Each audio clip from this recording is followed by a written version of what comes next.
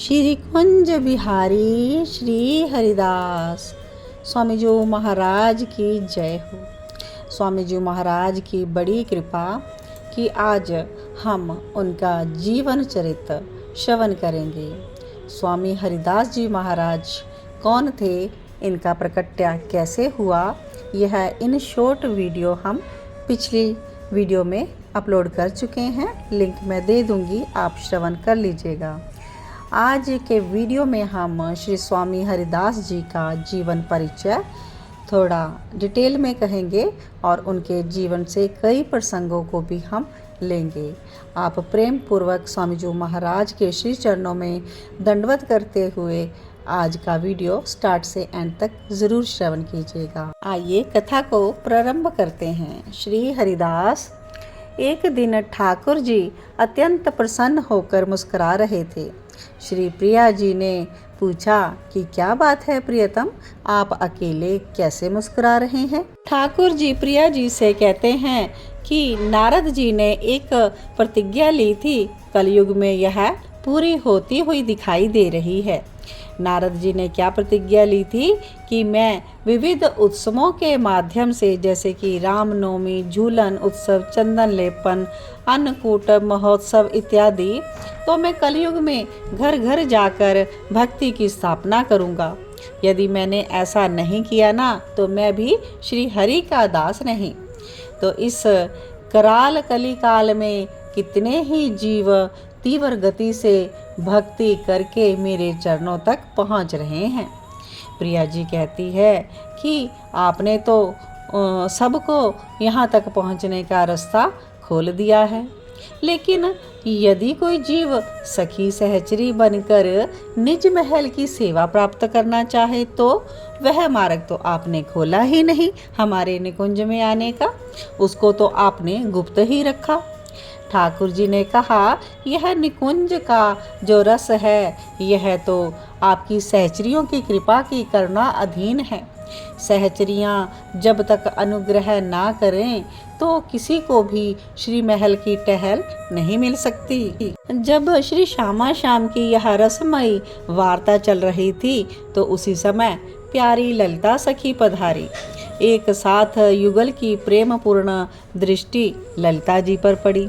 तो ललिता जी कहती हैं कि आज आप दोनों बड़े प्रसन्न हैं, बड़ी स्नेह भरी दृष्टि से मुझे निहार रहे हैं। बताएं, दासी के लिए क्या आज्ञा है।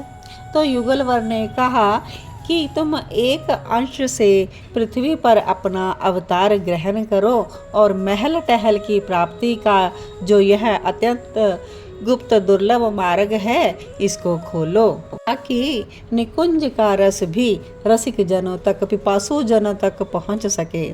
तो इसी प्रयोजन को सफल करने के लिए प्यारी ललिता सखी जी ने स्वामी जी महाराज के रूप में धराधाम पर अवतार लिया था। जन्म और दीक्षा।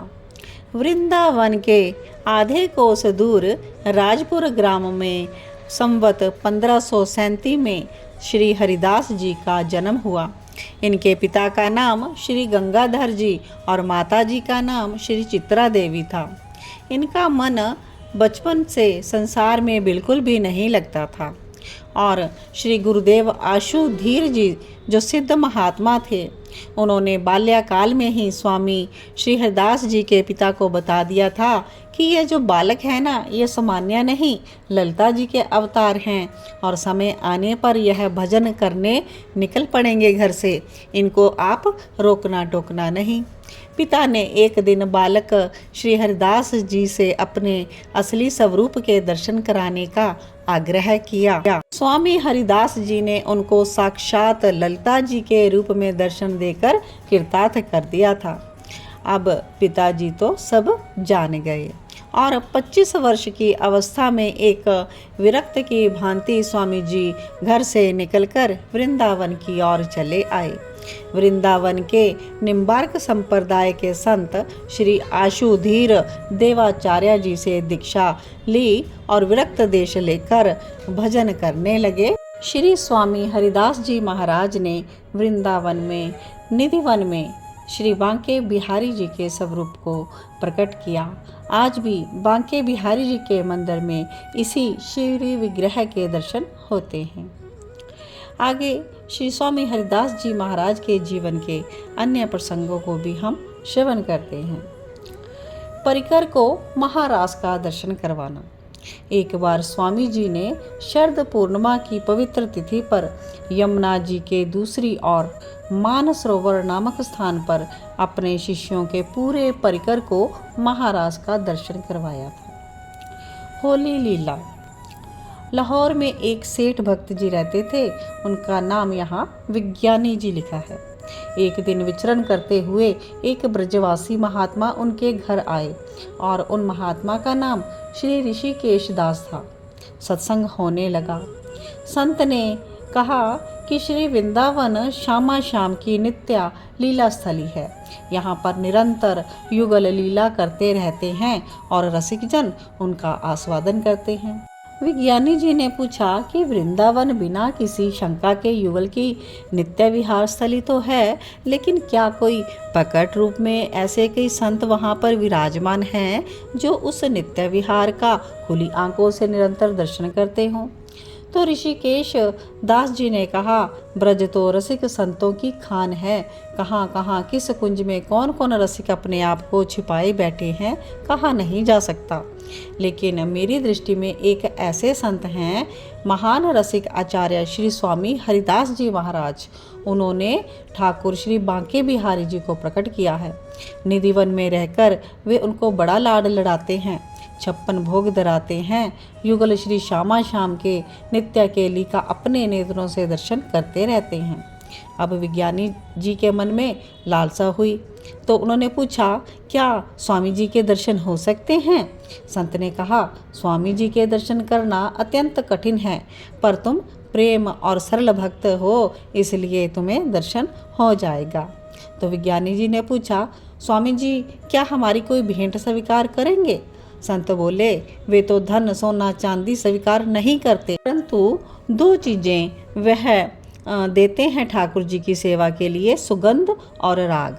बिहारी जी के श्रृंगार के लिए सुगंधित पुष्प या इत्र अर्पण कर सकते हो, और अगर कुछ गाना आता है तो ताल स्वर में कुछ सुनाकर बिहारी जी को रिझा सकते हो। विज्ञानी ने कहा, गाना तो हमें नहीं आता, लेकिन मैं बढ़िया से बढ़िया इत्र अर्पण करूँगा। और उसने सबसे अच्छे इत्र बनाने वाले को बुलाया और 1 लाख रुपए का इत्र बनवा लिया। और संत ऋषि दास जी और विज्ञानी जी दोनों वृंदावन आए। निधिवन जाकर बिहारी जी को साष्टांग प्रणाम किया और वहाँ जो सेवक थे उनसे पूछा कि क्या मुझे स्वामी श्री हरिदास जी के दर्शन हो सकते हैं? सेवक ने कहा कि स्वामी जी यमुना के तट पर गए हुए हैं। विज्ञानी जी को तो दर्शन की बड़ी लालसा थी, वे रुके नहीं और दौड़कर यमुना पुलिन पर चले गए। सेवक भी उनके पीछे गया। स्वामी जी वहाँ बैठकर श्यामा श्याम का होली लीला दर्शन कर रहे थे। उस लीला में श्री राधा रानी के हाथ में एक कमोरी वाला बर्तन था जिसमें केसर मिश्रित जल था, और जल श्री राधा रानी ठाकुर जी पर डालने ही वाली थी, लेकिन नटखट ठाकुर जी ने चतुराई से राधा रानी के ही अंगों पर वह कमोरी उल्ट दी। अब तो श्री राधा रानी का पक्ष कमज़ोर हो गया। होली खेलने के लिए उनके पास रंग समाप्त हो गया। राधा रानी ने ललिता सखी की ओर देखा और कहा, हमारा रंग समाप्त हो गया। उसी समय विज्ञानी जी इधर साष्टांग दंडवत कर रहे हैं और बड़ी सी इत्र की शीशी समर्पित कर दी। स्वामी जी तो भाव राज्य में मगन थे। उन्होंने वह इत्र तत्काल राधा रानी की कमोरी में डाल दिया और बोली, स्वामिनी जी अब आपकी जीत पक्की। राधा रानी ने उस इत्र से ठाकुर जी के श्री अंगों पर उड़ेल दिया। विज्ञानी जी को तो इस लीला के दर्शन नहीं हो रहे थे। उन्होंने 12 जगत में देखा कि स्वामी जी ने इत्र को यमुना की रज में ही डाल दिया। अब वो तो सोचने लगे, बड़े विचित्र महात्मा हैं, इत्र को सूंघा नहीं, देखा नहीं और पूरा का पूरा रज में मिला दिया। अब भाव राज्य से जब स्वामी जी बाहर आए तो सेवक ने बताया कि ये भक्त लाहौर से आपका दर्शन करने आए हैं। स्वामी जी ने कहा, हमारा क्या दर्शन करना, जाकर निधिवन में बिहारी जी के दर्शन करो। विज्ञानी ने कहा, हम पहले निधिवन राज ही गए थे और दर्शन करके आए हैं। स्वामी जी ने कहा, नहीं, पुणे जाकर दर्शन करो। जैसे ही निधिवन राज के अंदर जाने लगे, बड़ी सुगंध आने लगी। पूरा निधिवन महक रहा था। अंदर जाकर बिहारी जी का दर्शन किया तो देखा बिहारी जी के संपूर्ण शरीर, अंगों और वस्त्रों से इत्र टपक रहा है। इस लीला को देखकर उन्होंने बड़ी ही कृपा का अनुभव किया। समझ गए कि यह होली की लीला यहाँ साक्षात हो रही है। स्वामी जी उस लीला में निमग्न थे। नेक्स्ट प्रसंग है ब्राह्मण दयाराम जी पर कृपा। जसरोटा पंजाब कश्मीर सीमा क्षेत्र में एक निर्धन सारस्वत ब्राह्मण रहते थे। उनका नाम था दयाराम जी। अत्यंत गरीब थे। एक दिन पत्नी से कहने लगे कि धन की प्राप्ति के लिए वह जम्बू पर्वत पर जा रहे हैं तपस्या करने। वहीं पर भगवान राम के पार्षद जामवन जी ने तपस्या की थी और एक दिन उन्होंने ब्राह्मण को देखा और उनके सामने प्रकट होकर तपस्या का कारण पूछा। तो उन्होंने समस्या बताई तो जामवान जी को दया आ गई। उन्होंने ब्राह्मण को पारसमणि प्रदान कर दी। कहा कि यह पारसमणि है, लोहे को छू दे तो सोना बना देती है, तुम्हारी गरीबी मिट जाएगी, लेकिन तुम्हारे पास जीवन के 12 वर्ष ही रहेगी। उसके बाद इसे किसी सतपात्र को दान पर दे देना। अब ब्राह्मण के पास बड़ा ही धन आ गया। उसने बहुत से लोगों की सहायता की, अन्न धन्य दान किया, संत सेवा की। और जब 10 वर्ष पूरे होने को हुए तो पत्नी ने कहा कि अब हमें इसको स्वीकार करने वाला सतपात्र खोजना आरंभ कर देना चाहिए। तो दोनों तीर्थ यात्रा पर निकले, परंतु रास्ते में पत्नी की मृत्यु हो गई। ब्राह्मण विचरण करते करते वैद्यनाथ के धाम पहुँचे और वहाँ शंकर जी से प्रार्थना करके बोले कि हमने तो बड़ा खोजा, कोई सतपात्र नहीं मिला, आप हमारा मार्गदर्शन करें। शंकर जी ने स्वप्न में आकर बताया कि ऐसा महापुरुष जो बार बार देने पर भी इसको लेने से मना करे, उसी को सतपात्र जानना। अब ब्राह्मण जिस महात्मा के पास जाता तो कहता, महाराज हमको चेला बना लो, हमारे पास तो बड़ी मूल्यवान पारसमणि है, हम उसे गुरु को समर्पित कर देंगे। मणि का नाम सुनते ही सब चेला बनाने को तैयार हो जाते। तो ब्राह्मण कहता, हम अभी आते हैं स्नान करके, और वहाँ से गायब हो जाता। ऐसे ही घूमते घूमते ब्राह्मण वृंदावन स्वामी जी के पास पहुंच गए और बोले, स्वामी जी हम आपको अपने गुरु के रूप में वर्ण करना चाहते हैं, हमें दीक्षा प्रदान करें। हमारे पास एक अति मूल्यवान पारसमणि है, हम इसको समर्पित कर देंगे। स्वामी जी ने कहा कि भगवत शरणागति तो हम तुम्हें प्रदान कर देंगे, लेकिन पारसमणि को पहले यमुना जी में फेंक कर आओ। ब्राह्मण ने वैसा ही किया और स्वामी जी ने उसे अपना शिष्य बना लिया। युगल मंत्र विरक्त वेश प्रदान किया और नाम रखा दयालदास जी। दयालदास जी के मन में कभी कभी बात आती कि अभी तो 2 वर्ष का समय शेष था, अगर मेरे पास पारस होता तो कुछ उपयोग और कर लेता।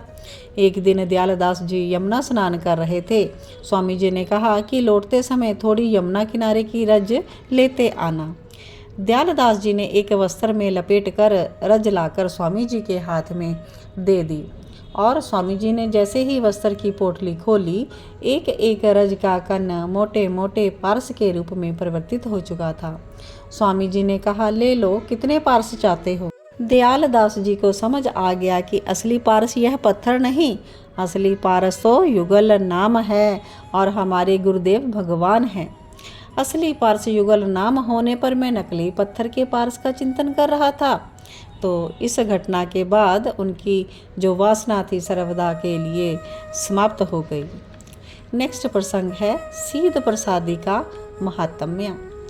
एक दिन स्वामी जी प्रसाद पाने के बाद एक कोने में दोना पत्र डालने के लिए जा रहे थे। बाहर बैजू बावरा बड़े भाव से दोनों हाथ सामने करके खड़ा था। उस दोने में प्रसाद का एक कण भी नहीं बचा था। स्वामी जी ने सोचा कि दोना फेंकने के लिए मांगा होगा। उन्होंने उसके हाथ में दोना दे दिया। दोना पाते ही उसको प्रणाम करके बैजू बावरा बड़ी श्रद्धापूर्वक चबाने लगा। स्वामी जी को बड़ा दया आई। सोचने लगा, गुरु का शीत प्रसाद ग्रहण करने की इच्छा थी, परंतु इसको शीत प्रसाद पाने को नहीं मिला। जिस दोने में प्रसाद पाया उसी दोने का सेवन इसने कर लिया। स्वामी जी ने उसको करुणा भरी दृष्टि से देखा और उसी क्षण उसके हृदय में समस्त राग रागनियाँ प्रकट हो गई और बैजू बावरा प्रसिद्ध संगीतकार हुए। नेक्स्ट प्रसंग है तानसेन पर कृपा। तानसेन जी राजा राम बघेला नरेश के दरबार के प्रधान गायक थे। इनको दीपक राग सिद्ध था। दरबार में इनका बड़ा ही मान सम्मान था। आसपास के क्षेत्रों में भी प्रसिद्धि थी। इस बात से अन्य दरबारी गायक इनसे ईर्ष्या करते थे। उन्होंने एक दिन राजा से असमय ही तानसेन से दीपक राग गवाने की प्रार्थना की। झूठी स्तुतियां करके कहने लगे, बड़े समय से राग दीपक नहीं सुनाई पड़ा। तो दीपक राग तानसेन को सिद्ध है, वैसा किसी को नहीं। राजा के मन में भी इच्छा जाग गई। उसने कहा, ठीक बात है, बहुत देर से दीपक राग नहीं सुना। तानसेन जी ने कहा कि गर्मियों का समय है, यह राग जब गाया जाता है तो आसपास बहुत गर्मी बढ़ जाती है और गाने वाले में तो विशेष रूप से बढ़ जाती है। और अगर किसी और गायक को मेघ मल्हार राग सिद्ध हो तो वह मेरे गाने के बाद सुनकर वर्षा करवाए तब ठीक है। मैं जलकर नहीं तो कष्ट से ही मर जाऊंगा। वहाँ कोई ऐसा है ही नहीं था जिसे मेघ मल्हार सिद्ध हो। पर राजा ने भी हट पकड़ लिया। तानसेन को राजा की आज्ञा का पालन करना पड़ा। सैकड़ों घी से भरे दीपक तानसेन को घेर कर रखे गए। तानसेन के गायन से सभी दीपक प्रज्वलित हो गए। सभा में बहुत गर्मी बढ़ गई और तानसेन तो बड़ी हुई पीड़ा से बाहर की ओर भागे। सीधा नदी में जाकर स्नान किया, फिर भी ठंडक नहीं पड़ी तो वन की ओर भागे। वहाँ वन में दो स्त्रियां थीं। उन्होंने तानसेन की हालत देखी तो पता लगा कि यह तो दीपक राग का जला हुआ है और उन्होंने कहा, अगर इसका उपचार नहीं किया तब तो ये मर जाएगा। तानसेन ने सुना और समझ गए ये तो कोई सिद्ध माताएं हैं। तानसेन ने कहा कि आपने मेरा कष्ट पहचान लिया, अब इसका निवारण भी जानती होगी। तो उन माताओं ने राग मल्हार गाना शुरू कर दिया। फिर जल बरसने लगा। तानसेन के शरीर की अग्नि शांति हुई। तानसेन ने प्रार्थना की कि अब हमें भी यह राग सिखाओ। माताओं ने कहा कि हमने कहा, ये ज्ञान तो श्री वृंदावन धाम में निधिवन में विराज रहे स्वामी श्री हरिदास जी के शरण में जाना चाहिए। उनकी कृपा से ही तुम्हें संगीत साधना मिल सकती है। तब तानसेन जी ने स्वामी जी से संगीत सीखा और एक दिन अकबर के दरबार में वही राग सुनाया। अकबर प्रसन्न हो गए और उसे मुख्य गायक के रूप में नियुक्त कर दिया। जब लौट कर जाता है अपने गांव तो ब्राह्मणों ने कहा, तुम मुसलमानों की नौकरी करते हो, इसलिए तुम्हारा जाति से बहिष्कार करते हैं। तो इन्होंने कहा, मैं तो वहाँ नौकरी करता हूँ, मेरा आचार विचार पवित्र है, मेरी शिखा जनेऊ सब सुरक्षित है, मैं संध्या वंदन भी करता हूँ और मैंने जो धन कमाता हूँ उससे मैं तुम्हारी भी सेवा करूँगा। जो संगीत मैंने सीखा है तुम्हें भी सिखाऊंगा। पर बाकी ब्राह्मण एक ना मानी उन्होंने। अंत में दिल्ली दरबार में ही तानसेन रहने लगा।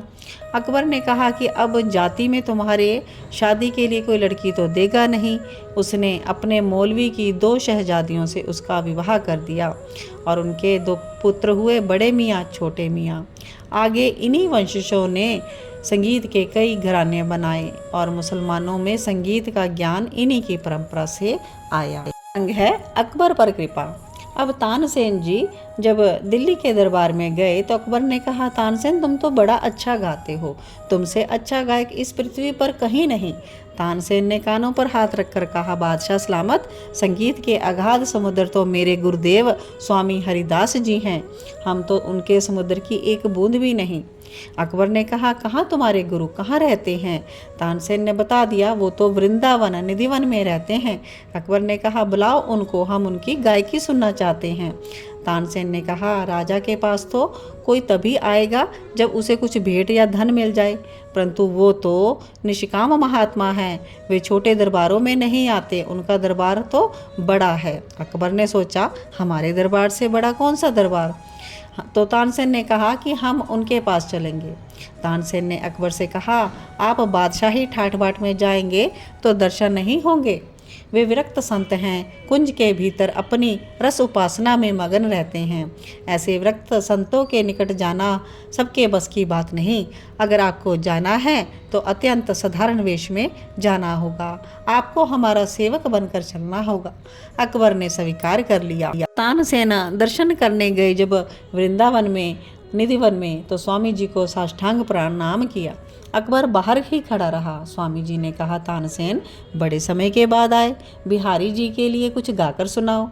तानसेन ने गाते गाते जानबूझकर थोड़े से गलत सुर लगा दिए। स्वामी जी ने कहा, तानसेन जैसे तुम गायक हो, तुमने भूल कैसे कर दी? तानसेन ने कहा, मेरा अपराध क्षमा करें, कृपा करके आप ही मुझे सही सुर लगाकर बताएं। स्वामी जी ने गाना प्रारंभ किया और उनका गाना सुनकर अकबर भी भूल गया कि वह सेवक के वेश में बाहर खड़ा है। वो भी जोर से बोल उठा, वाह वाह, क्या खुदा का चमत्कार है। स्वामी जी ने पूछा कि कौन है बाहर? तानसेन ने बता दिया, गुरुदेव बाहर जो खड़े हैं ना, वो अकबर बादशाह हैं। स्वामी जी ने देखा बाहर अकबर अति साधारण वस्त्रों में हाथ जोड़कर एक सेवक के वेश में खड़ा है। बादशाह को अंदर आने की अनुमति दी।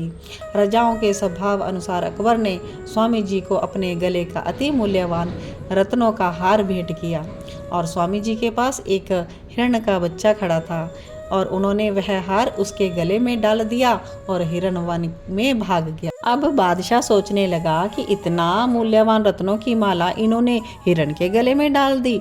रत्न तो बड़ी मुश्किल से मिला करते हैं। स्वामी जी उसके मन की बात जान गए और आवाज लगाई तो हजारों हिरण वहां पर आ गए। सबके गले में वैसे ही मालाएं थी। बादशाह ने कहा कि मुझे कुछ सौभाग्य करे सेवा करने का। स्वामी जी ने कहा, यहाँ तो किसी चीज़ की आवश्यकता ही नहीं। अकबर प्रार्थना करने लगा। स्वामी जी ने कहा, तो ठीक है, यमुना का एक सीढ़ी का कोना टूट गया, उसकी मरम्मत करवा दो। बादशाह को मन में बड़ा बुरा लगा, इतना बड़ा बादशाह हूँ और एक सीढ़ी बनवाने की सेवा दे देते, पर इन्होंने तो एक कोना सा बनवाने की कह दिया। बादशाह धीर समीर घाट गया तो वहाँ की सीढ़ी देखकर ही मूर्छित हो गया और मूर्छा जब वापस आई तो स्वामी जी के पास आया। दूर से ही दंडवत प्रणाम किया। स्वामी जी ने पूछा, कहो अकबर, देखा है घाट की सीढ़ी? अकबर ने कहा, महाराज जैसे ही मैं घाट पर गया मैंने देखा उस घाट की एक एक सीढ़ी पर अति मूल्यवान रत्न जड़े हैं। ऐसे रत्न तो मैंने धरती पर भी नहीं देखे। मेरे संपूर्ण खजाने को खाली कर दूं तो भी मैं सीढ़ी का एक कोना नहीं बनवा सकता। आपने मेरी बादशाहत का घमंड तोड़ दिया। और उन्होंने चरणों में दंडवत प्रणाम किया। अब की बार अकबर बोला कि कोई ऐसी सेवा बताइए कि जो मैं कर पाऊँ। स्वामी जी ने कहा कि यहाँ बंदर, मोर, हिरण इन सबको चना खिला दो और कहा कि वृंदावन में किसी भी पशु पक्षी वृक्षों की हिंसा नहीं होनी चाहिए। इस वृंदावन का हर कण, हर पशु पक्षी दिव्य है। अकबर ने ऐसा ही किया तो प्रति वर्ष 100 मन चना यानी अकबर की ओर से वृंदावन की ओर से भेजा जाने लगा।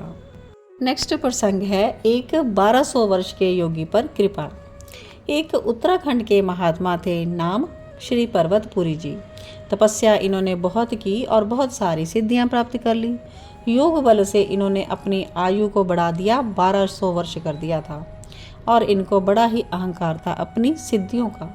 एक दिन उन्होंने स्वामी श्री हरिदास जी के बारे में सुना कि वो बड़े ही उच्च कोटि के रसिक हैं, संगीत साधना से प्रिया प्रियतम को रिझाते हैं। वे प्रेम व भक्ति मार्ग को इतना श्रेष्ठ नहीं मानते थे, तो इसलिए वृंदावन की ओर पहुंच गए उनकी परीक्षा लेने। स्वामी हरिदास जी के भजन में विक्षेप डालने के लिए कभी तो सिंह बनकर दहाड़ते, कभी अजगर बनकर खाने दौड़ते, लेकिन स्वामी जी भजन से नहीं हटते थे। एक दिन स्वामी जी बंदर मोरों को प्रसाद खिला रहे थे तो पर्वतपुरी जी मोर बनकर आ गया। स्वामी जी ने पहचान लिया कि यह तो वही सिद्ध महात्मा है। स्वामी जी बोले कि ठाकुर जी की कृपा से आपको मानव शरीर मिला है। आपने इतनी तपस्या करने की समर्थ्या है, आपने जीवन के 1200 वर्ष सिद्धियां पाने में ही गवा दिए। इससे तो जीव का पतन ही होता है। स्वामी जी ने मोर रूप लिए उस सिद्ध के पास जाकर उसको प्रसाद दिया।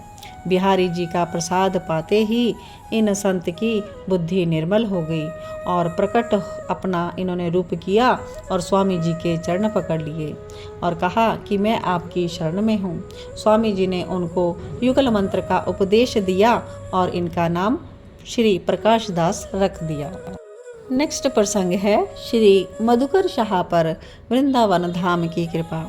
एक दिन अन्नकूट महोत्सव में बिहारी जी को अन्नकूट का भोग धराया जा रहा था। उस समय राजा राम बुंदेला और मधुकर शाह अपने गुरु श्री हरिराम व्यास के साथ वहां आए थे। उन्होंने देखा कि बिहारी जी को मिट्टी के पात्रों में भोग लगता है। उन्होंने सोचा स्वामी जी विरक्त महात्मा हैं, धातु के बर्तनों की व्यवस्था नहीं हो पाएगी। राजा राम बुंदेला ने स्वामी जी से कहा कि यदि इस सेवक को आज्ञा हो तो भगवान की सेवा के लिए सोने के बर्तनों को बनवा दूं। मिट्टी के बर्तनों में भोग लगाना ठीक नहीं लगता। स्वामी जी ने कहा, यह सामान्य मिट्टी नहीं, यह ब्रज की रज है, स्वर्ण तो इसकी बराबरी नहीं कर सकता। राजा के मन में आया कि मिट्टी तो आखिर मिट्टी ही होती है, इसमें क्या विशेषता, स्वामी जी के मन में श्रद्धा ही होगी। स्वामी जी उसके मन की बात जान गए और राजा को दिव्य दृष्टि प्रदान करते हुए बोले, एक बार विश्वास भरी दृष्टि से पुनः इन पात्रों को तो देखो। राजा ने जैसे ही पात्रों को देखा तो सभी पात्र दिव्य प्रकाश से युक्त चमचमाते हुए दिखाई दिए। स्वामी जी की कृपा से मधुकर शाह को भी यह दृश्य दिखाई पड़ा।